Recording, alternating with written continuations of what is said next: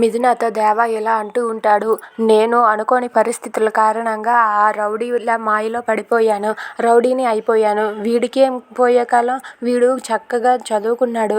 చదువుకున్నవాడు రోజు జాబ్ చేసి సంపాదించి తీసుకురావచ్చు కదా. కానీ వీడు కూడా అలా చేయటం లేదు. వాడు వీళ్ళిద్దరూ కలిసి తోడు దొంగల్లా ఇంట్లోనే కూర్చొని పడి తింటున్నారు.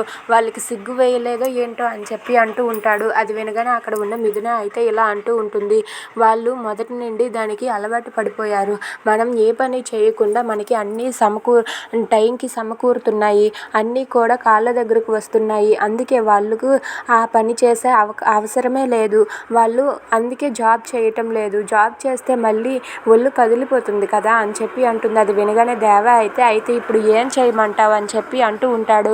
అది వినగానే మిథున అయితే వాళ్ళకి షాక్ ట్రీట్మెంట్ స్టార్ట్ చేయవలసిందే. అలా అయితే వాళ్ళు మళ్ళీ ఉద్యోగాలకు వెళ్తారు. లేదంటే మావయ్య గారు మీదే ఆధారపడి బ్రతుకుతారు. వాళ్ళకి మాత్రం నేను ట్రీట్మెంట్ స్టార్ట్ చేస్తాను.